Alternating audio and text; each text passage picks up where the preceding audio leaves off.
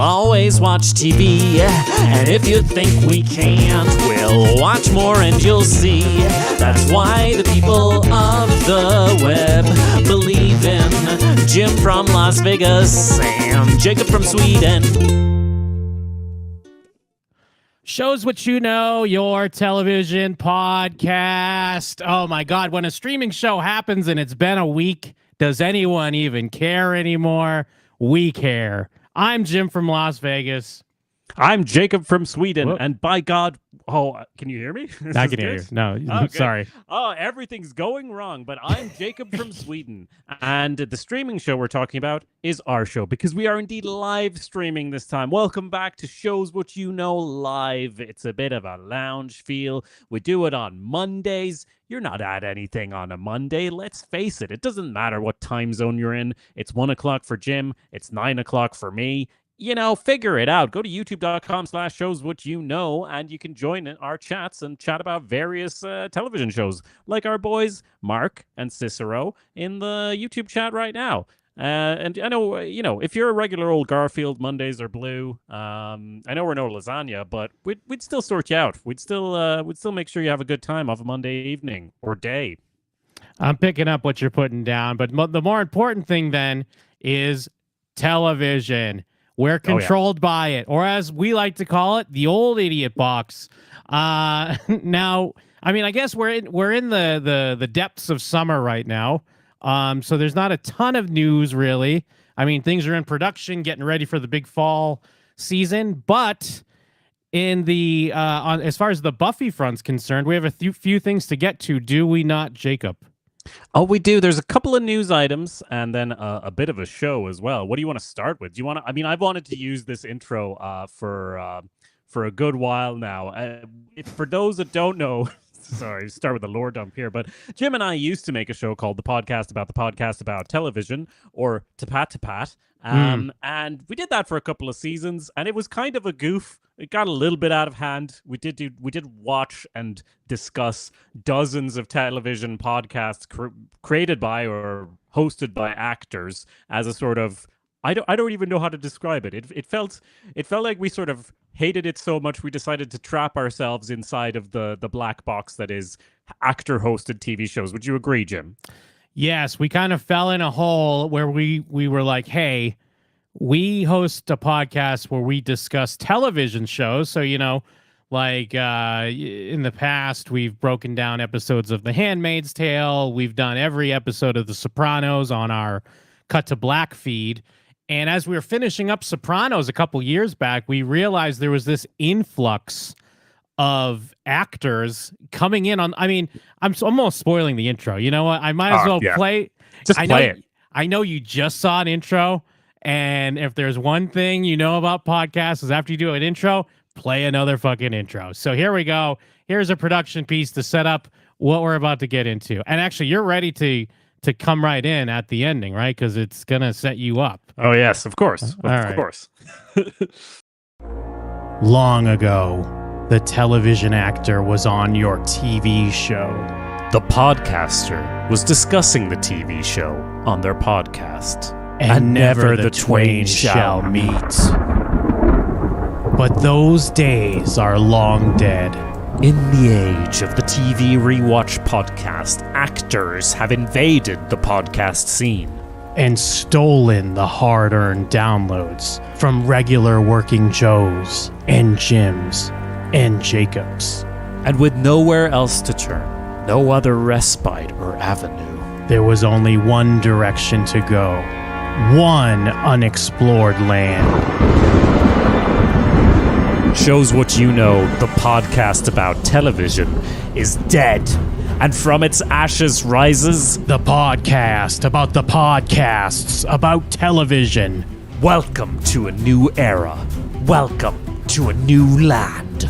Welcome to The Bitch is Back! A first watch with Charisma Carpenter, powered by Patreon, is a spin on the traditional rewatch. Known as the formidable queen bee of the Buffyverse, Cordelia Chase, played by Charisma Carpenter, has finally decided to watch her own shows, and she's taking fans along for the unpredictable ride. Right. Great stuff. Charisma Carpenter's hosting a podcast about Buffy. Whoever would have thought it, Jim?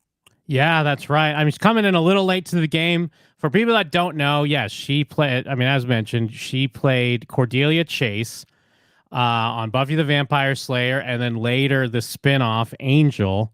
And here she is now. She's doing a rewatch. Oh, actually, here now I remember what I was going to say. Is I love that every actor has to point out to us that they've never watched their show. And on one hand, yeah, it makes sense. I get it. Yeah, I guess you were there. You made it. You didn't need to sit down and watch the show. It was, I'm not going to work 8 hours and then watch a supercut of my day job. So I understand. But it's still starting to be a little annoying to me as we delve into these celebrity hosted podcasts where they're like, here I am. I've never seen this thing that you guys love for whatever reason, but I'm going to watch. Fine. I'm going to watch it, I guess. It's what we did on our Sopranos podcast, where I'd never seen the show, and then you'd seen every episode, but I wasn't on the Sopranos, so it's kind of. And I, when they're bringing various actors and people on, it's kind of it's a good gimmick for one actor, but it just seems to be such a trend, specifically with the actors. This doesn't happen if you're a fucking writer of the show, or an editor or whatever. Bring back the Breaking Bad podcast where they had the actual people who made the show in the room. But Charisma Carpenter's here. It's a little bit late. The golden age of these types of actor-led podcasts. I feel like she's jumping on the bandwagon a little bit late, but hopefully it'll work out for her. I hear it's powered by Patreon, so hopefully that works out for her. Now, I will give a couple, I don't want to just poo-poo this whole thing. I do appreciate that. I mean, I didn't look into it. When she says powered by Patreon, that just means she has a Patreon, right? That isn't like Patreon sponsoring it. I don't think so. I don't think so either. But this is a thing we had said, because a lot of these shows, when we got into them, they would more often than not crash and burn for whatever reason, because they had some sort of money laundering podcast network that was that's not an exaggeration. It's really not. If there's one reason to listen to Pat, it's to get to like season 2, episode 7, where we completely spin out and go into the economics of all these podcast networks, which is just like venture-backed corporations that, this money comes out of nowhere. It's all money laundering. It's all like people conning each other. It's just like business people smelling blood in the water, like multi-channel networks on YouTube fucking 15 years ago, except podcasts never wised up like YouTube did. So yeah, sorry, go on, Jim. Yeah, so, and what would happen is it would feel like some of these shows, I mean, obviously they had like you have a built-in fan base, and I get it's all relative. They don't know what it's like to just be some nobodies and try to get people to watch your thing. Like, you already have enough people that are at least going to click on it. Like, without you having to do anything whatsoever, they're going to click on it. Because even, what was it, like the like Merry and Pip from like Lord of the Rings, didn't they lost their network, and they're like, we don't know what to do. We can't do the podcast anymore. And it's like, dude, you literally could still do the podcast, and you'd probably still make some money. They would just take a little bit more legwork on your end to either find some sponsors, or I think we recommended a few times, why wouldn't you start a Patreon? So I'll give her credit on that front, is that she is just trying to, toss her name out there, see if there is this fan base, if they're going to support her and make it worthwhile and kind of build a community. You know what? I give some points for that. I listened to a little of this. I was going to say, that said, how many minutes did you make it? I mean, I only made it a little into the beginning, and not that it was like bad, but I was just kind of like, it right in the beginning, it's already doing these like whoosh, whoosh, where it's like it's like overproduced in a weird way, where she talks for a couple minutes, then it's clear they had to like stop or edit, and then it'll be like, whoosh, and it like picks up with something else. Her initial thing is just trying to explain the title, which is, just self-explanatory, but it's done in this like girl power kind of way, which is fine. But like, also, what turned me off is that the point of Cordelia's character is she is a bitch. It's not this thing. It's not this bitch in like this empowering way. It becomes that, but initially she's a mean girl. She's a bitch. That's the point. That's why you kind of like her a little bit. And yes, what's interesting is we watch the path of that character, the rich girl who treats other girls like shit, but then kind of starts to have a new point of view, and then even essentially loses like her wealth status, whatever it might be, and then like, you know, learns how other people live and has more understanding, becomes a better character. That's like the whole point. But that was already like turning me off a little bit of like, well, what's a bitch actually? Someone that stands up for themselves, someone that has an opinion. These are all strong, great things. And I'm like, yeah, but that's not what Cordelia Chase was, at least for the beginning. Well, also that is just like even having to explain that is something from like you would have maybe had to explain that in the 90s, right? Like there was yeah. Girl boss feminism is a whole marketing thing that's already been outdated a decade ago. You know, it's outdated because it was predicated on the idea that, you know, we fixed it. Women are equal now. You know, you just have to be a badass business bitch. You know, I read Sheryl Sandberg's Lean In, and now I too can cause a genocide in Myanmar. You know, like it's sorry, that's a bit of a deep cut, but yeah, the girl boss feminism is kind of, it has to be explained up top there, and that's fine. But do you know why they have those weird sound effects and the whooshing and all that? Do you know what's going on there? No, what's going on there? What's going on there is that this, and to be fair, this is the correct move. It's a video first show. It makes a bit more sense. Okay. If you go to the YouTube channel, it actually makes a bit more sense because when there are whoosh sound effects, there are also like titles on the screen explaining why she's talking about what she's talking about. Because this show starts out with her sitting in like a cool chair with a crown hanging on the side of it, and she's like talking to camera, and that just works way better in video format. And I think the reason it works better is that, you know, I started listening to the audio and then I was like, this is weird. Is there a video version where this makes more sense? And there was. Found the video, and all of a sudden I liked it a lot more. And I'm like, this is the thing with actors. Like, she's clearly charismatic, pun intended, but it's you know, she's a beautiful woman, but also like she has on-screen charisma. She does not have podcasting charisma, and those are very different things. As anyone who's in youtube.com/showswhatyouknow watching this live, seeing our two mugs will tell you, they're different skill sets, and you know, we've developed our audio skill set, if I say so myself. But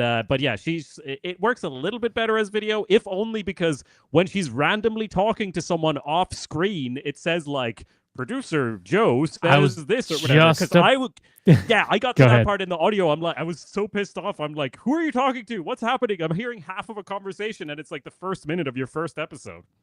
Yeah, I was just about to say, because as you were mentioning it, I clicked over because I honestly didn't think of it until you were talking about it. It's like, oh yeah, what does the video look like? And yes, now that I see it, because there's a point where after she introduces the like the title in the podcast, she starts talking about outfits. But in the podcast, it just sounds like she starts talking about outfits. And I'm like, why is she talking about outfits? And now I guess it does make a little bit more sense. So I guess, yeah, there you go. But the thing is, here's what you need to do then. Because again, the idea of this, when we were doing the podcast about the podcast, is even though we detest and hate the celebrities that have invaded our podcast space, we're also trying to help them. We're trying to teach them how to properly do it. And, you know, one of the things you'll have to do, whoever your podcast editor is, would need to figure out a creative way to work that question in to the goddamn podcast, because when you're listening on audio, I have no idea why you're talking about clothes all of a sudden when you're just talking about girl boss bitch power stuff a second ago. Yeah, it's definitely a bit. It feels like a bizarre intro when you're just listening to the audio. Now, I will say, I think she's probably more right than us or whoever's producing this, in that they're focusing on video first, and that seems to be the effective move these days. But it doesn't take that much to make it also make sense in the audio version, because what we get is basically like 3 little monologues from her talking about why she named it what she named it, you know, what's the podcast going to be about, a little bit talking about clothes with someone we can't hear, and then we get into a interview and a chat with Julie Benz, who plays Darla in Buffy, and that's the rest of the episode. And that's more of a conversation, a back and forth, and that's really like what it should have been. And also, if I was hosting a Buffy podcast, I would love to have Julie Benz on the first episode. That's the correct move, I think. So there's Yeah. some correct moves in there. She is, of course, the first vampire we see on screen, so it makes sense. Now, I listened to a good bit of this conversation. I do feel like you can hear the empty spaces in there. And this is kind of part of why it's so interesting that this show is coming out now. Empty spaces in the conversation, as in what they're not talking about. They're not talking about the writers. They're not talking about or in this episode anyway, they're not talking about the fantastic creative-led show because, as everyone knows, there's a big schism between Charisma Carpenter and Joss Whedon after events that we won't get into too much detail on. But basically, we got the little clips here, youtube.com/showswhatyouknow. We got some visuals up on the screen. It's like we're on a podcast together. Yeah, it's amazing. I need to put in like Charisma from Los Angeles in the corner for her. But there we go. I do feel like you can hear the empty spaces in the conversation, but maybe that's just me going like, I want to hear about the writing. I want to hear about the creative process. Instead, there's a lot of talk about the fashion, and that's not wrong. It's a, Charisma Carpenter-led podcast about Buffy. You got to talk about the fashion. You got to talk about, hey, is Angel your type of man? Or what type of man do you like? That's got to be in there. But it really comes across that she hasn't watched the show. Also, like, Julie Benz seems to know a lot more about the plot. Yeah. So do they do the beat by beat? Does she go through the episode, or they just talk in generalities? 40 minutes in, they're not doing that. They're talking in sort of generalities, but she's clearly got like prepared, like she wanted to talk about the sets or this and that. But you can tell these two have chemistry. They're friends, so they're chatting, they're catching up, and it's pretty on topic. So I can't fault it too much on the interview front. At what point does the crucifixion of Joss Whedon happen in this episode, or is she saving that for a later episode? See, I didn't finish it, but that's kind of what I meant with the silences in between, in that I'm not hearing that yet. Okay. Maybe that's behind the paywall. You got to save it. Yeah. Yeah.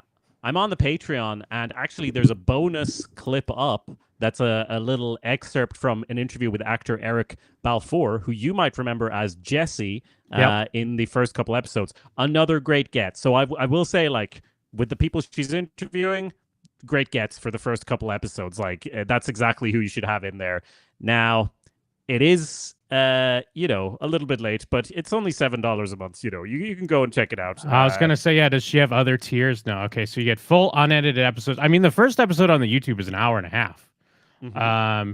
Weekly bonus bitch video content, exclusive access to a VIP event with me and a special guest, first in line for upcoming community chats. I mean, yeah, that's not bad. She's given some proper tiers here. And again, if anything else, I will just give credit that she understands that I don't have to have this company behind me. I'm sure maybe that's a goal. Like, if it gets popular enough, maybe someone reaches out and they're like, oh, hey, we want to back this podcast and we'll take over.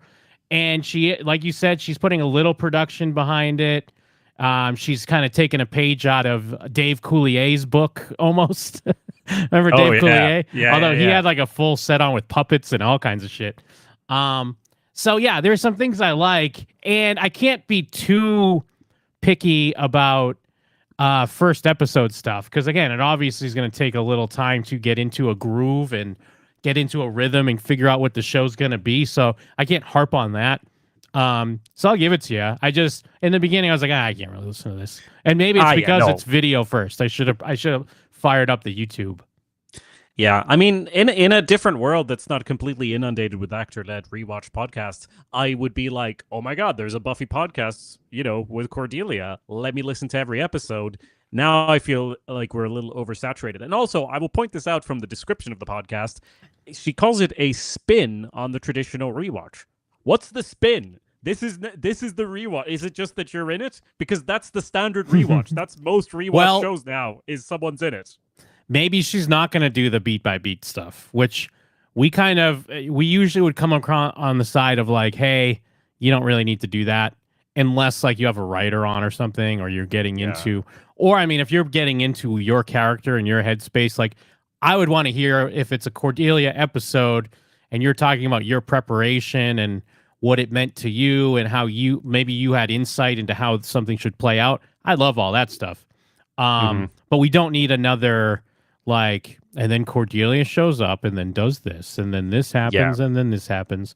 I mean, it's barely usable with when it's a fan podcast. I mean, don't get me wrong, we're huge purveyors of the beat by beat breakdown, but at least we're offering a viewer's point of view on what things might mean, and what, even if it's not necessarily what the writers were going for, it could be something that the audience is picking up. So there's stuff there.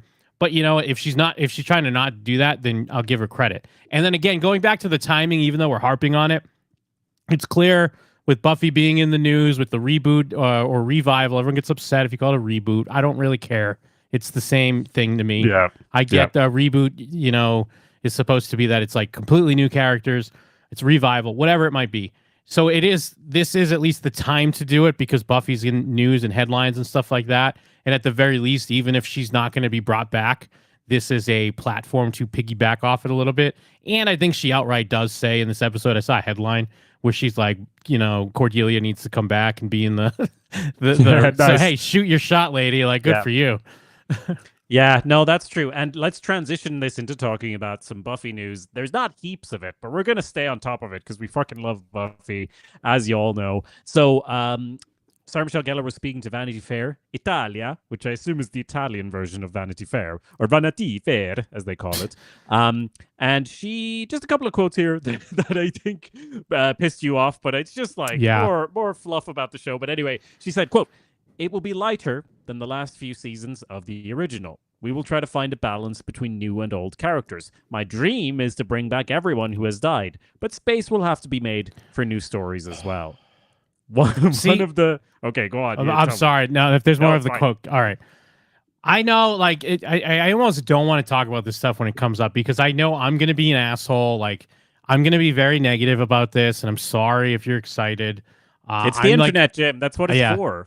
I'm the big bad of the Buffy reboot / revival.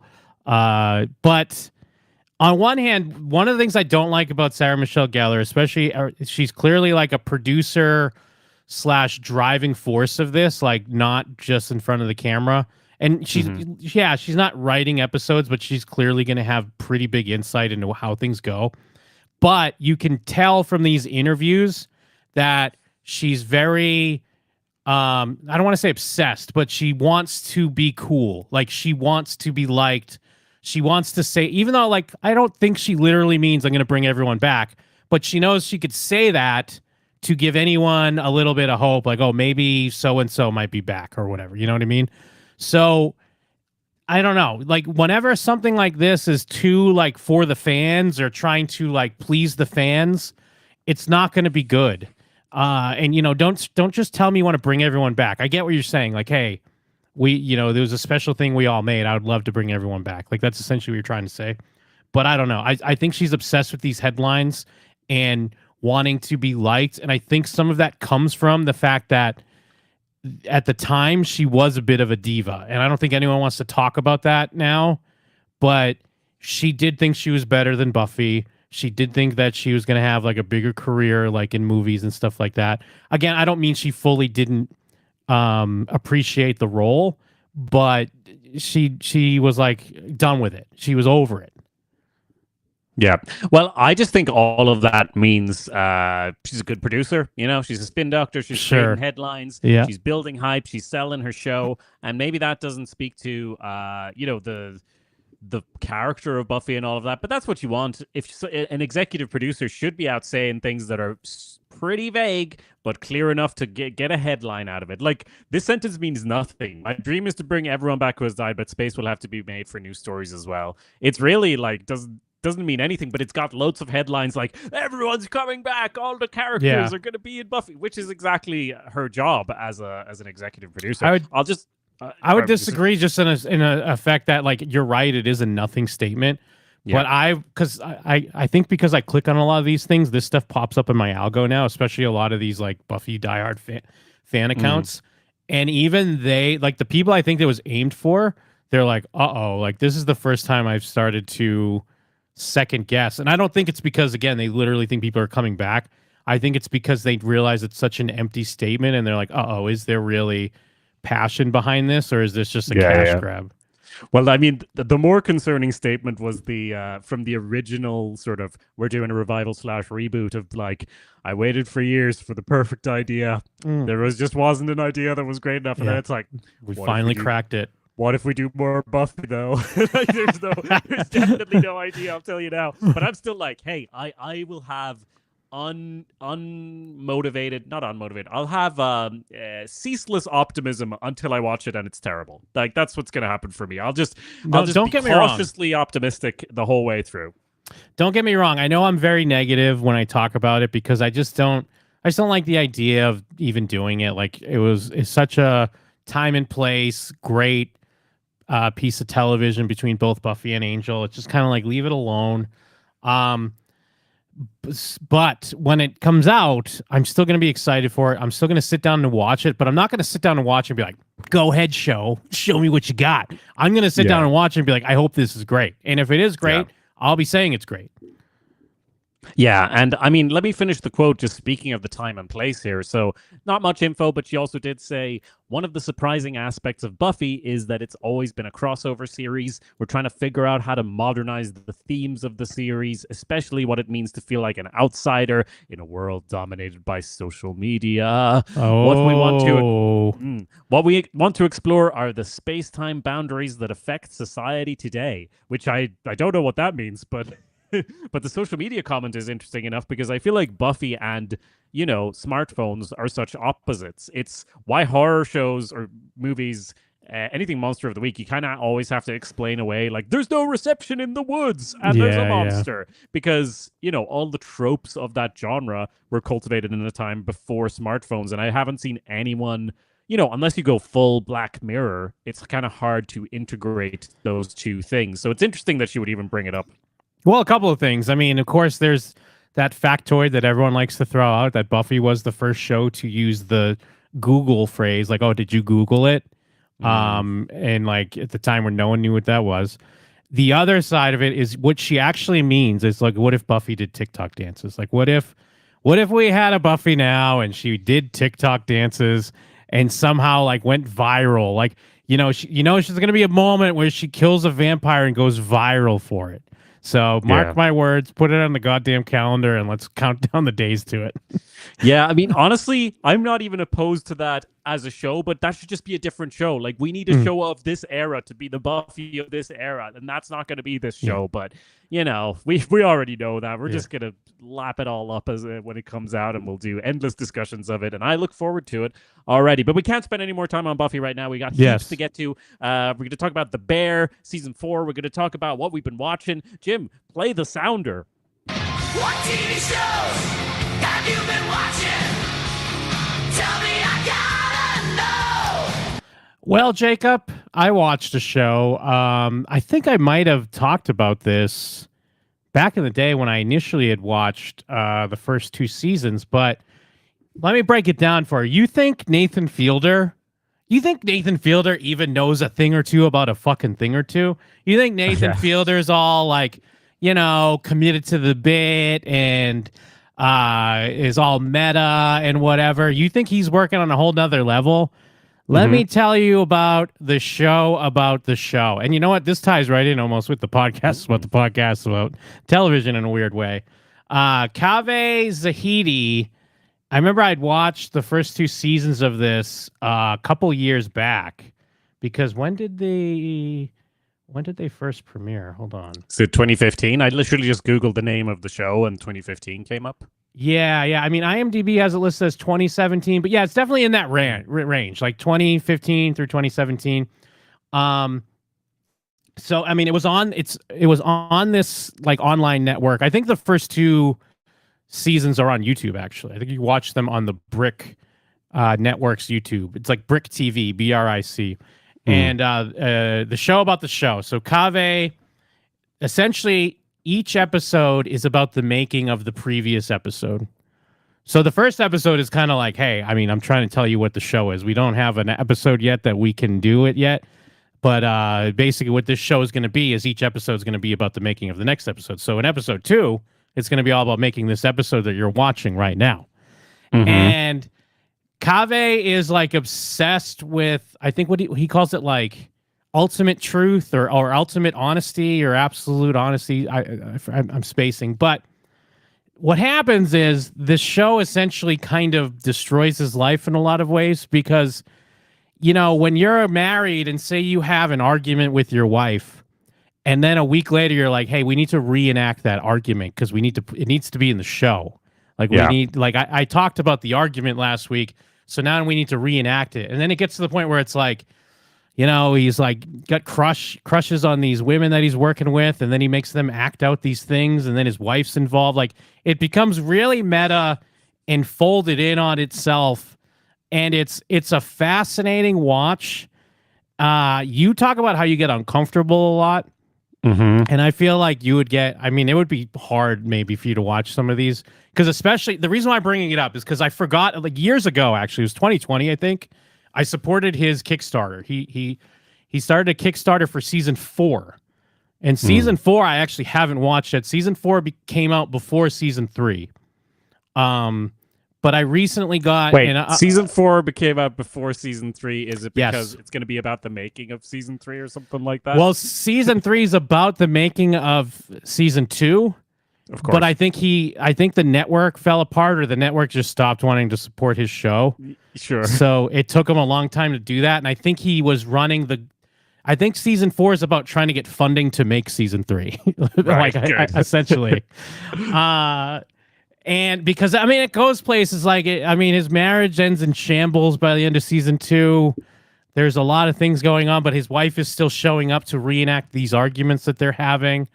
But I got an alert that season 3 was done, and I was like, oh shit, I forgot. It's been years. I forgot about this, and I sat down and watched like all 7 episodes because the episodes can range anywhere from like 12 to 15 minutes long to like 40 minutes long. Like he does the thing, and Kaveh is like he's very much about like he's a New York artist. I think he's also a teacher at a university in New York or something. I haven't watched his initial movies, but he's very independent. Like it's very like art house indie film. And it's, you know, it's the cliche of the New York artist that's like, I'm trying to find my truth and put my truth on display. But it's in a weird way, it becomes this excuse to be an asshole to everyone in your life. Because you're like, well, I'm just being truthful. And it really does hit these moments of like, sometimes it's really brave to be as truthful as you're being, and sometimes it's being very hurtful. And it's such an interesting, like there's profound moments on this show that are like so affecting. And then there are some things where you're like he needs to be locked up. Like there are people are really suffering because of this and like what's happening. There's a huge gut punch in season 3. I think it's like episode 4. Like a title card comes up about one of the characters because, like, again, some of this stuff is like 6 years ago. Yeah. And now it's like they're finishing things up. It's quite a journey. I would highly recommend it. Again, like I'm being very vague just because it's like it's really hard to describe. Yeah. And as you watch a few episodes, because Kaveh is kind of like a dirtbag, like he uses these students for like free labor and shit to like shoot his show and help edit his show. But of course, it's like always these college girls. He like looks at them once and falls in love with them, and then he like weirdly uses the show to because he does a lot of like monologuing to the camera. Good evening, cowards. A lot of like narration of what's happening, Good and evening, cowards. he'll drop knowledge of like, you know, yeah, I have a crush on this girl. Like I really like her. I wonder if she likes me. And then he'll use that to play out where they're shooting that they're watching that scene and you're kind of on blast in a weird way. And then his wife has to watch it and he like has to talk to his wife about it. Then they have to reenact how they found out.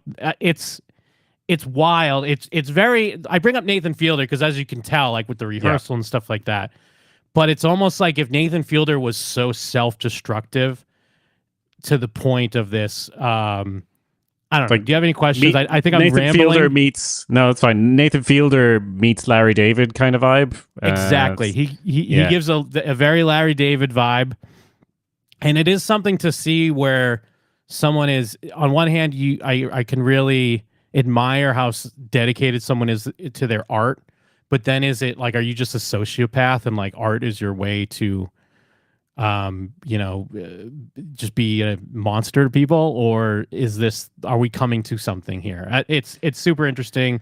I think you have to buy, like, you can watch, I'm pretty sure Brick TV has the first 2 seasons, which is like 12 episodes or something total on YouTube. Season 3, he's selling through his Gumroad. Season 3 and 4, if you go to gumroad.com and search Kaveh Zahidi, you can, I think each episode's $5 each. But since I was on the Kickstarter, I got a code so I could just get them all.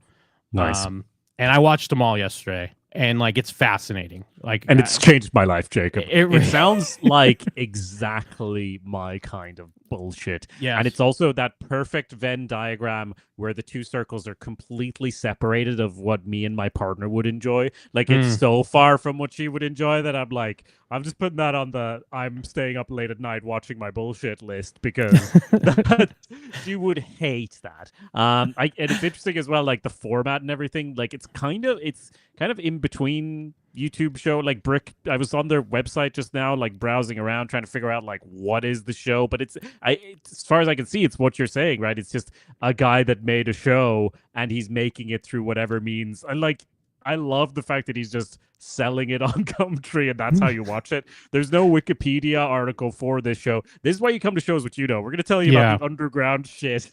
I think you did tell me about this like a decade ago or whatever, because I recognize some of the images that come up when I Google it. Like, there's a New York Times article where he's just, like, naked holding his hands out, and it just like, the headline is just, "A filmmaker bared his soul. It ruined his life." Yes. That's the headline. That's a big part of a season 3 episode, is him doing that article. Like, it's of course it's all part of it, even to the point where like, he's trying to get like executives and people from Brick to be in the show as themselves, but they're refusing.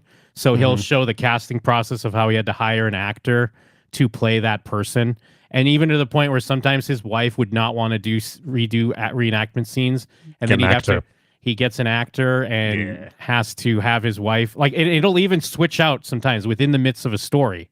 Sometimes his wife will be playing the part, and then all of a sudden it'll be this other actor that's playing his wife. So it goes there, like, and it starts to extend in season 3. It becomes like, oh, it's not just that I'm all about the absolute truth. I'm about my truth.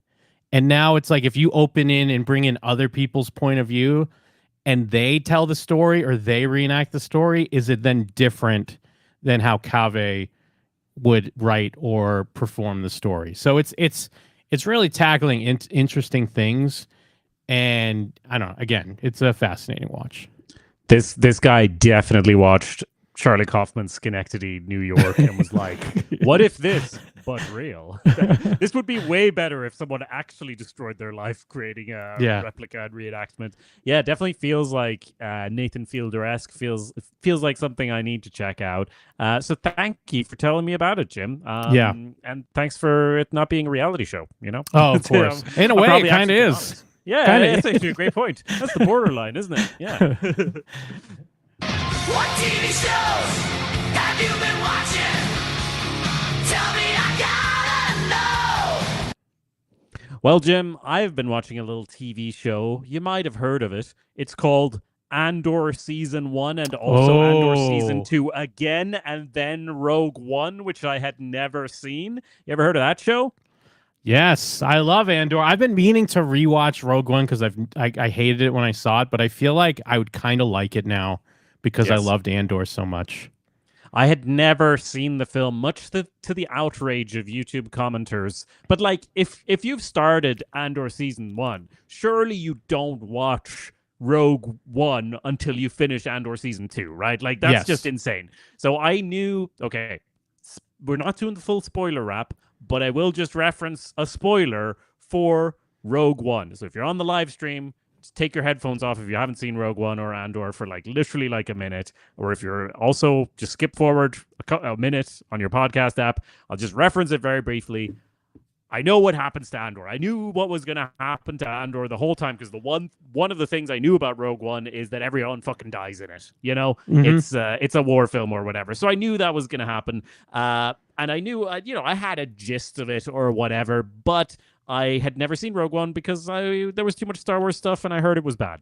So I have now rewatched Andor season 1. I have rewatched Andor season 2, and then I watched Rogue One for the first time. And Rogue One, I did like it. Yeah, of course I liked it. Andor's in it. You know? Yeah. Like that's the thing. It's not perfect, definitely. It's definitely trying to be a couple of different movies. But I mean, watching the show definitely transformed it for me because there's a bunch of stuff I cared about that I wouldn't have cared about otherwise. You know, I'm like, Melchi's there from the prison, you know, like the droid, of course, Andor. And I'm not overwhelmed with the planets and characters at the start because I know all of them already. And of course, Andor is great in it. Well, not Andor, but you know, the actor is great in it. He brings such main character energy to this film that I'm like, yeah, no wonder they made the show. Of course they did. But At the then same it's time, like, is it weird yeah. that he's not really the main character of the movie, though? Yes, definitely. Yeah. He kind of is, but it just makes the stuff that doesn't work, it still doesn't work. Like this girl, you know? Yeah, Jyn Erso. Yeah, I don't really give a fuck about this girl, but it's still fine. It still kind of makes sense because Andor's there telling her like, "You haven't done shit. We've been through the shit," and it's like, hell yeah, Andor. Like you can just pretend he's the main character for most of it, but then there's just these weird moments where, you know, it's all these seasoned rebellion veterans are suddenly listening to this young one, to this girl who's just giving a passionate speech first to the rebel council on why they need to go and rebel. Also, by the way, the one thing I remember from the trailer was that like, it's a rebellion, isn't it? That's what we do. That's Yeah, what I we do. rebel. Yeah. A line that's not in the movie. Fully Oh, not it's in the not, movie. right? Okay. No. What's that about? It's the only line I remembered because it was iconic and a bit shit. But yeah, they took it out.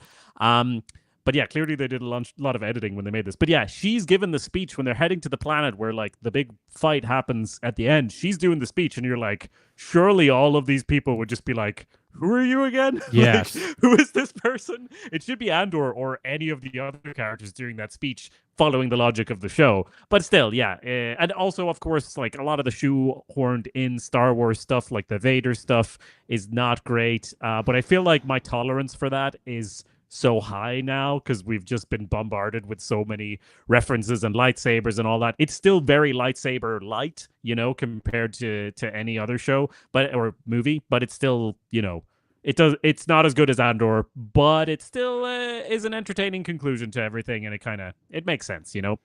Well, the movie famously had a very troubled production when Tony Gilroy essentially had to come in and like remake the movie in a lot of ways. That's why there's actually a ton of stuff I think in the trailer that's not in the movie because it was becoming a disaster, and then Tony Gilroy came in, and I think there's theories that he essentially like directed like most of the movie to patch it up and fix it and release it. At least that's kind of the rumor these days.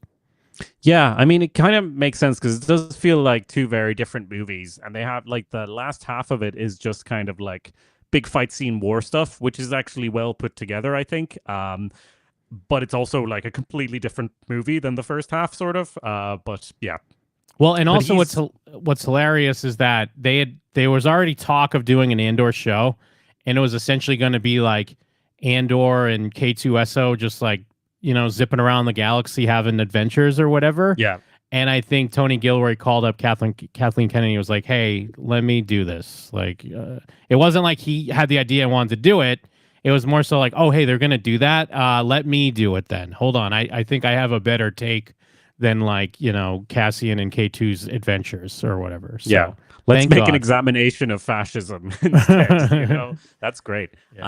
Yeah. Some stuff in the movie really works for me. Some stuff doesn't. I will say, so I watched this with my partner, who's never been interested in any Star Wars stuff really, and saw I watched the original Star Wars with her, and it was painful because she didn't enjoy it, which that's fine. She saw me watching some of Andor and was like, "What's this? This looks interesting." A reaction she's never had to me watching any other Star Wars stuff, right? So then we rewatched all of Andor together, and once we got to this movie, I didn't tell her that Tarkin was computer animated because I wanted to do the test, right? Sure. We watched Okay. we watched all of the Sopranos, Cut to Black, a Sopranos sit down, and at one point one character dies and has to be computer animated for one episode, and it's very apparent that that's the case. And here I'm like, this was such a controversial thing when the movie came out. They have like full CG dead actors, obviously a fucked up thing to do, but like, is it good enough to fool someone? And funnily enough, she didn't clock that. She wasn't fully like, oh, that guy's computer animated, but she literally said he looks like a reanimated corpse, talking about him like he's a zombie, but just like he looked so old and evil that he was a reanimated corpse. So they did get her, but she also kind of got them on like being able to pierce the veil and see through it. And then she felt really bad that she'd said that when I told her, oh yeah, no, he is fully dead. He's completely dead, that guy. Well, that's a good test. And now she shouldn't feel bad. She just nailed it. So, Yeah. Well, there you go. That's what, Andor season 1 and season 2? Yes, And Rogue One. Yeah. And Rogue One, yeah. And also, I will say on the final thing on Andor, last scene with Bix in the show, when we talked about it on here, I was like, that kind of seems like bullshit. Like for like, I get that it's supposed to have a message of like, oh, something of Andor lives on, but just like her motivation, it just makes her seem like a really bad person for the way she does it. And my partner completely agreed and said that it had a bang of being written by a man about it. Like, she's never seen a pregnant woman written well in television. And I'm like, yes, that is exactly how I feel about this, because she just goes off to have this baby and look at the sunset instead of contributing anything to the rebellion, and she lets Andor go off and die, and it just seems like absolute horseshit. That I would say, but you have to, I mean, it doesn't exist in a vacuum. Like, it's one hand if someone just came up with this show and they wrote this show and that's what they did, but you have to understand they're under, like, clearly they're making something a decade after something. They're retconning a thing. They're creating a character that was never existed in the universe before, and they need to make that piece fit in the puzzle. So yeah, I mean, I guess he could have had her be like this great warrior that then also dies in battle, but I understand the choice, because the choice is like, we already have our main character going off into tragedy. So to me, this is kind of the better choice, to at least have something to kind of hold on to. Sure. At least in my mind. Like, I understand the idea of, like, what you guys are saying is not incorrect. But when you take into account what you're kind of handcuffed to when you make a show like this, because you have canon that you're trying to fit in and trying to make something work, I think you have a little bit more leeway. It reminds me a bit of that in Andor when, he saves what's her face, and he can't bring her in on the ship because there's already an episode of Mon Mothma. Star Wars. Yeah, Mon Mothma. So they have to like come up with a thing, although it makes sense what they come up with.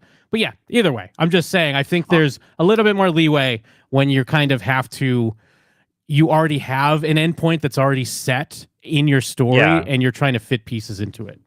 Yeah, I know. I understand the idea as well. I just think it makes Bix seem like a terrible person in a way that's kind of actually an unsatisfying end to her character arc. And because that's what we end on in the show, it just removes the sunset glow from that moment for me, knowing how it ends. It didn't change my mind seeing Rogue One and rewatching it.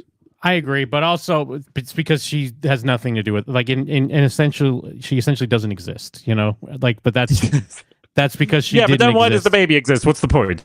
Whatever. Because this is the thing is that this is also Star Wars. That necessarily is not Bix's end. That there's a comic on the way. There's a book on the way.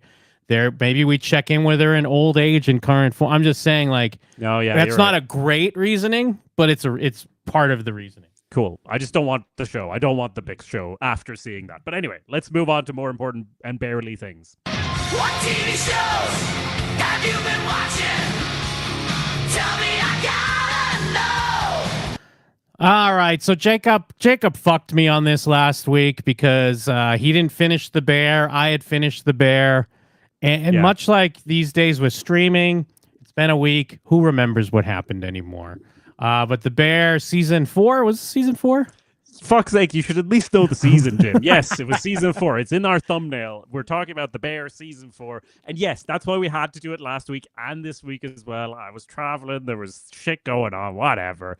Yeah, we talked about The Bear season 4 last week in a spoiler-free kind of sense. We talked about the first 5 episodes. Now we're going to dig a bit deeper, or at least rehash the same shit we said, but with spoilers, and talk about the last half of the season, or the season as a whole. The problem is, now it's very fresh in my memory. You have no recollection of it at all.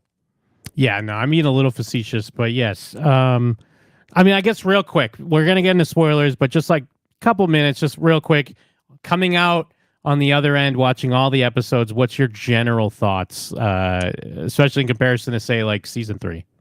My general thoughts is that it is kind of more of the same as season 3, which sounds like an insult, but there was a lot of stuff I still liked in season 3 as well. So it does feel like more of the same of season 3, but I was more prepared for it. And I did like it more than season 3, despite it all. There were less bottle episodes that just where they decided to sink more time into one specific thing. They were spreading things out a bit more.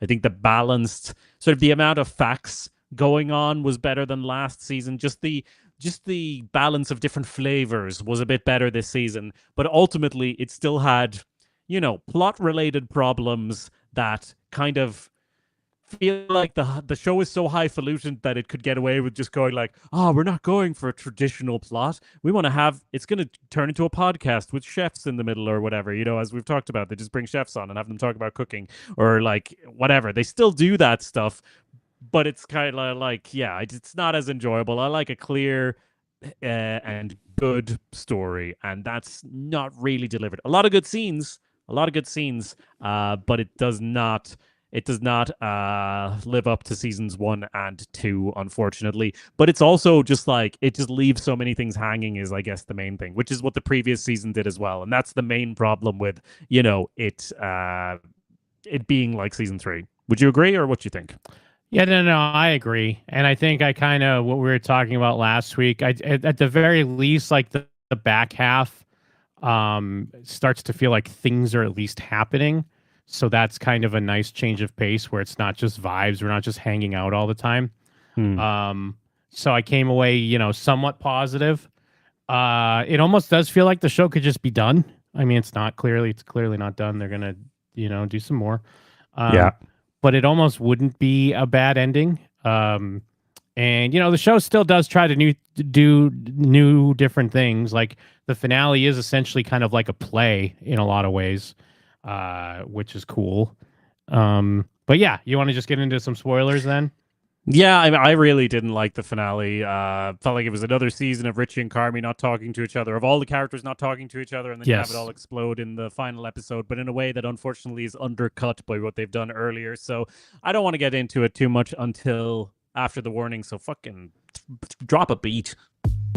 Ayo, this is AI generated bullshit. AI generated bullshit by AI Jacob. Here we go. Spoiler alert, we're gonna spill the beans. No turning back, no living in your dreams. We'll reveal secrets and we'll blow your mind. Darth Vader was dead the whole time, and in The Sixth Sense, Bruce Willis was that kid's dad. Dumbledore killed Snape, made all the kids sad. Man, you can't control these spoiler bars, and the Planet of the Apes was actually Mars.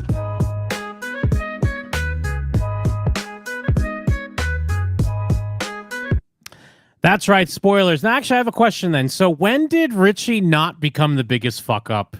And we're acting like Carmi's been the biggest fuck up all along. Like, what did I miss something? Am I forgetting something? I mean, I know we had the Forks episode, one of the best episodes, but still, like, are we supposed to pretend that Richie's not like a toxic, like, my biggest thing was all season, it's just been Carmi being like, I'm so sorry. And everyone's just like, fuck you, you wacko. Like, what's wrong with you? You're weird.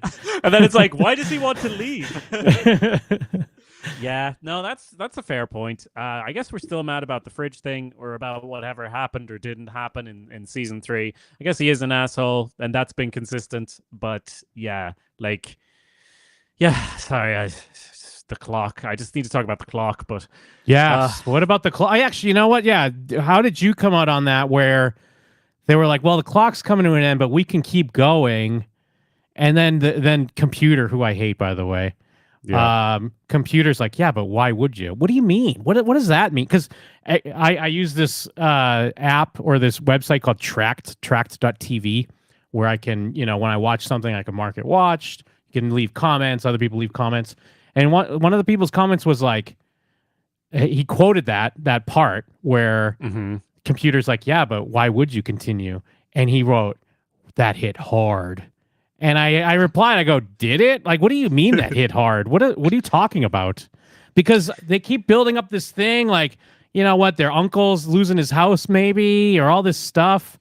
And it's so murky and not fully clear, like, what's going on. Maybe it's because I'm not a business guy, so I don't understand, like, you got your parachute and your parachute runs out. You can still go for a while.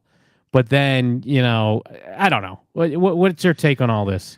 Jim, the clock pissed me off more than anything else in this show, Good. and I liked the clock from the start. I feel like someone told Christopher Storer that he needed to put a clock in this so there would be a sense of momentum, not like season 3, Christopher, please put a clock in it. And I think he was actually like, yeah, I can do a lot of stuff with that. And they're like, oh, great, we could have some plot. He's like, I could do a lot of montages with that. And he was rubbing his hands because he was thinking about all the sexy shots of the food. Because I love a clock in a movie or TV show. It introduces a sense of urgency. Except I would say it wasn't just wasted in this. I think it actively works against the plot. Like what they want to do with the plot, the clock gets in the way of that. And I'll tell you why. Like, specifically, the final episode makes less sense with the clock. So a few things in the last 3 episodes, because the last 3 episodes is all like the final day. The clock is running out. They've got 12 hours left. We see them prepping for the next day. We see them folding napkins. And it's got this sense of like, oh, we've slowed down now because there's only a few hours left on the clock. So are they going to shut down after that? No, it's not really clear. Yeah. But on top of that, Sydney, she doesn't read the new contract, and I'm supposed to entertain that that's what a normal person would do. No she doesn't check way. the new terms, even though her whole dilemma is about where she would go to work. And she calls your man back, the guy who's trying to poach her for his restaurant. She calls him back on the last day. Yeah. Because suddenly it's the last day after months of the restaurant not really trying anything seriously to stay open. It's suddenly the last day. And by the way, that's episode 8, start of episode 8. So 8, 9, and 10 are all this last day, except it's not the last day, is it, Jim? Is it not the last day because it was saved by Marcus being named the best up-and-coming chef? Is it not the last day because the beef window is expanding? They're going to finish that storyline or at least have a conversation about it with Carmi or anyone? Yes, right. Is it saved by them getting a star or, whatever Carmi's idea was in the final episode? No, none of those things happen. And yet they're all walking around yelling at each other like it's not the final day. So you've set up this clock. The argument in the final episode, it only works if you start from the premise that the clock means nothing and nothing will happen when it reaches the end. Because Sydney is making a huge deal about Carmi quitting. But is this not the last day? And they haven't clarified if the restaurant will be there in a week? You have to assume the clock is meaningless. And yet the final shot of the season is the clock going to 0. But you just established through 3 episodes that means nothing. The stakes of the partnership agreement also means nothing because it seems completely unestablished. It devalues the clock setup. I suspected the clock was just there for flavor all along, but really it made everything seem like bullshit in the last couple episodes. So I hated the clock. No, I agree with that. I was kind of hinting at that last week because, like, yeah, it doesn't really pay off to mean anything, and it's such a wild leap to have to believe that Sydney, like, even if you wanted to stay at the Bear, like, even if you had that decision, like, you know what, this is where I need to be, but then you're like, fuck, the clock's counting down, and I haven't heard any updates on that this is going to be good. So why would she not call him the next day when she knows if the restaurant is still open, right? She's already put it off for months. Exactly. So yeah, no, that and again, I think I go back to the clock because the clock is reminding us how much time's passing, and that is worse for the idea of them not talking about any of these things. Like, Carmi gets a call from, what is it, Chris or whoever it was that Sydney had the job. Oh, Shapiro, when Sydney had the job offer, like in like episode like 5 or 6. So, and that is to kind of hint to us that he knows, and it's kind of confirmed in the finale that Carmi knows that there's this thing going on, and even like he updates the terms. You would think he would at least bring that up, like, hey, I mean, I know you're thinking about doing this thing, and it's a great opportunity, but I don't know if you looked at these terms because I'm actually trying to give you a better offer here. Like, Yeah. and it really does come down to the show. I think the show has turned into like, no, Sydney's like the greatest. Like we were at the beginning, we were talking about how Carmi is so talented. He's one of the greatest to ever do it. But it's turned into like, no, Carmi's kind of a piece of shit, and he doesn't realize how great. Well, he does realize how great Sydney is, and he's trying to do whatever he can to bring that out of her. Yeah, and I guess it is like last season, it felt like nothing happened with Carmi. He just kind of was miserable the whole season. And I guess that was the point, because now in this season, it's like, oh, he was sad all season, so now he wants to, you know, leave the restaurant and work on himself. Obviously there's good stuff in this, like him talking to his mother in episode 9. I'm like, please don't trap me with Carmi's mother for a whole episode. And I'm really glad that's not what they do, because one episode ends with him knocking on the door, and I was like, oh no, the whole of the next episode is going to be in that house. It's going to be the plaything. But luckily, there's other stuff in the episode too, and still Jamie Lee Curtis can, she acts the hell out of those scenes, and they're good scenes, but they're not like drawn out into whole episodes. So that's good. So there are things happening, like you alluded to earlier, with Carmi in general, but like I'm so over the Claire storyline, and I am like, what does Carmi even want? Isn't this the same thing he was doing in like seasons 2 and 3? But I guess he's just kind of. He's been out of love with food for like a whole season, maybe more. So I guess that's where he's at. Well, the Claire thing's weird too, because I feel like the other characters are like, why don't you talk to Claire? Why don't you apologize to Claire? But I feel like in season 2, they were like, why are you spending so much time with Claire? We're trying to open up a restaurant. What are you doing? Yeah. Carmi's like, even Sydney was specifically like, your attention's not here, man. What's wrong with you? You need to be in this. And now it's like, you're too in this, Carmi. Why are you in this so much? Yeah. It's really, I don't know. It's all over the place. It's still a good show. It's just kind of like, I don't get what they're going here. Tell me what you thought about the Rob Reiner beef window storyline, because you mentioned the other episode that you hated it. Is it because it goes nowhere, or what do you hate about it? I hated every second of it, because it's like, yeah, it goes nowhere, number one. Number two, I mean, I know they're probably not going to do this, but on most shows, they'd be doing this because they're going to steal the window. You know what I mean? In a weird way, if they did that, maybe I'd appreciate it more.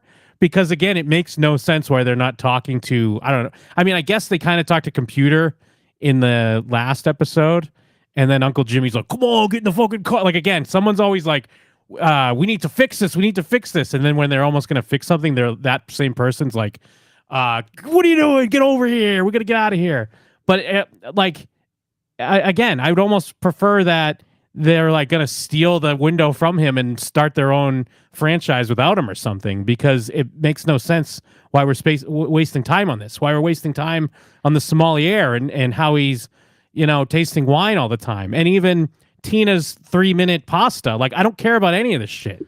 Oh, Tina's pasta was really, that was kind of a lot. That was a lot of pasta. But yeah, on the beef window, the fucking Computer didn't think about maximizing the only profitable part of the business. That's what I mean with like not seriously trying anything across these months that pass. We're watching the clock tick down, and it's like, oh, it must create opportunity, but like we haven't done anything yet, right? But the deadline's approaching, but nothing happens. So I enjoyed parts of that storyline, and also it's an important one because The Bear has always been a story about gentrification, and it's always been kind of like, is it good? Is it bad? It's like, it's bad. Like, it's clearly bad, guys. Like, is that not the point of the story? But they've been like, what is that? I don't think that's the point of the story, though. I honestly don't think that's what they're going for.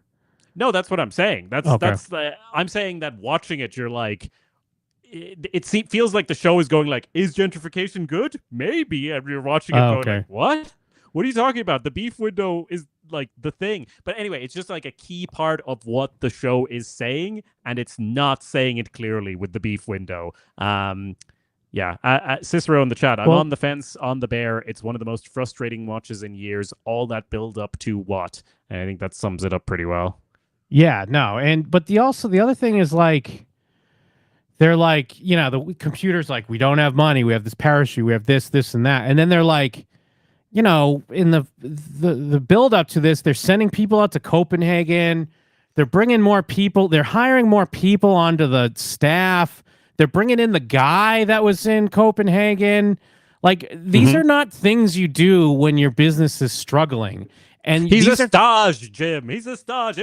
We were on a break. Yeah, these are things you do when you just fall in love with actors and characters and you want them in your show. Like, you love Mike from Breaking Bad so much. You need him around all the time, even when it becomes detrimental to the show. And that's what they're like. They're doing all these things when there's no, like, the show's telling me that, like, no, this shit's dire. But then the characters are telling me, no, it's not. Who cares? Whatever. What's going to happen? Yes. And I said earlier that the facts, the amount of facts in this season feels better than last season. I did really like, it was just a small thing in like the last episodes about him being insecure about the hands, and then that being actually about feeling like, I'm not fancy like these people here, like what the fuck am I doing here actually? And I was like, oh, that's a good genuine moment and a good genuine scene. But then we also have the Francie facts stuff with Brie Larson. I was like, I don't give a fuck about any of this. Yeah. Honestly, that was that guest star fatigue setting in. Yeah. I mean, even Sugar's character is kind of like, I check out a lot of times because it feels like a reach the way they keep trying to have her involved. But that's that's not the main focus of, things that are a problem. But yeah, I mean, again, like, it's still a show that looks great. It still has a great cast. I think the cast does great stuff. I get you didn't really like the final episode. I mean, once it started, I knew exactly. I'm like, here we go. Get used to being here because we're going to be in this smoke zone break area this whole episode. So I liked how they played with that. And yeah, I don't know. I don't know what they're going for. Are we supposed to want Carmy to find his love of food again, or are you supposed to just want Carmy to better himself? Well, he can't find his love for food until he betters himself, and all of that makes sense. And the episode on its own is actually good. I just really felt like it was undercut by how they built up to it in the whole season, which is like, I'm not asking for much. It's not that hard, but they've been so unclear about what's going to happen at the end of this ticking clock. And they've been so unclear about what Sydney's going to be doing and all that shit. And it just turns into, why are you upset? What are you upset about? Shouldn't you not be upset about the fact that the restaurant is closing in 8 hours? No? So, okay. But then also going back to, why do we hate Carmy, or why are we supposed to hate Carmy? Are we supposed to hate Carmy because he made that list of non-negotiables and has higher standards? Because we bring in the maitre d' team from Olivia Colman's restaurant, and she used to have every second counts. Like, she had high standards, and we're like, she's the best. She changed Richie from a coke selling scumbag to a suit wearing. True, yeah. So what? What's the problem here? Is it because he yells? Is that the main problem? No, he was way worse in seasons 1 and 2, and we still loved him. I guess what we're getting at in the last episode, which is probably true, is that throughout season 3, he was self-sabotaging with all of these things, getting the unnecessarily expensive butter. I guess the main thing is changing the menu all of the time and not having any consistency, because they know from the review that's what they need to work on. But he does work on it this season, so I don't know why they're all still mad, because he was way worse in seasons 1 and 2 than he is in season 3. But we're way madder at him now because as they said, bring Sydney's back the best. non-negotiables, and I remember that being a thing where the show felt like it was painting him as crazy. But then I Yeah. guess they even have the character that we like being like, oh, this is smart. You know, it's like, hey, this is a good thing. Yeah. I do wish they kind of explored it more on something like on the level of, what does it mean to be someone who is a mentor that pushes you at all costs to be great, and can that be worth it or can it not be, like almost on a sense of like Whiplash, or obviously that's something that fucked Carmi up, and I kind of want to like delve into that more at least. Because again, I'm not quite sure where they're going. I guess it's similar to what you're talking about with gentrification, because they're kind of like, nah, this way of thinking's kind of dumb. But then they're like, but these people we brought in are so great because everything's to a goddamn T in a formula. Yeah. And in a way, these are things that made Marcus great. Marcus was not doing great stuff before we had a more of a system for him to work in. Yeah, you reminded me of the donut scene last week. Oh, and I come it's back to that so great. much. Yeah, when Yeah. he's just so proud of his weird donut, but also he's completely wrong. He's doing the wrong thing, and everyone needs to fucking get their shit together. It just thinking of that donut scene made me think of how much change and development there was in the first 2 seasons. And I think that's, we're holding this show to a higher standard because it is so good in so many ways. And it's so frustrating when it doesn't really come together. And you could be the, snob and say like, it doesn't need to follow a traditional story structure. Yeah, don't put the clock in then. That's all I'm saying. Like, that's a promise. You put a Chekhov's gun in and never fucking fired it. So, like, and you're making me wait seasons and seasons now. I know you've been putting out a season a year, but I don't think that's going to be sustainable from what I'm reading online. It seems like maybe we'll be waiting a bit longer for the next one. I don't know. We'll see. If that happens, they're dead to me. Yeah. Tell me what you thought about the wedding episode. I was just about to say I really like the wedding episode. I mean, you can't go wrong when you get to have a lot of character. I mean, especially a wedding scene, it's so ripe for not only family interpersonal drama, but also like emotional catharsis, and also just scenes of showing that there is a bond there. I mean, the scene with Bob Odenkirk was very good, I thought. So yeah, no, I mean, I went in kind of I'm like 45 minutes. What the fuck is this? Like, actually, no, that was an hour, I think. Or I was like an hour and 5. What the fuck? But I was into it. Under the table gag, even though the facts are terrible, they're annoying. I don't need to hear about the guy's girlfriend, and it's kind of funny when they treat that one guy like a little kid, but it's also like they're killing the joke a bit. Yes, I was like, why, especially Sugar, and I was like, I guess they just started doing that at some stage, and I guess it was funny, but like it's repeated a lot. It's a lot of the same joke with that, I guess. And he's acting, and I'm like, oh, is he actually like, is he? Is there a thing? But no, he's just a fax brother. Yeah. The under the table scene, it was a little over the top. I like as soon as they got under there, I was like, this is a big space under this table, huh? Yeah. And sure enough, everyone's under there eventually. But that whole episode, still good. Agree about the scene with Bob Odenkirk.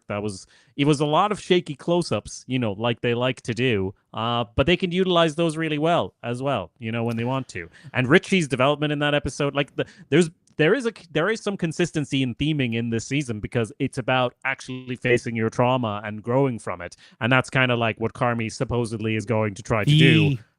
I'm sorry. I was going to say my only problem with it is I don't feel like they earned the Richie and Sydney being like this kind of team, in my opinion. This bond that they have.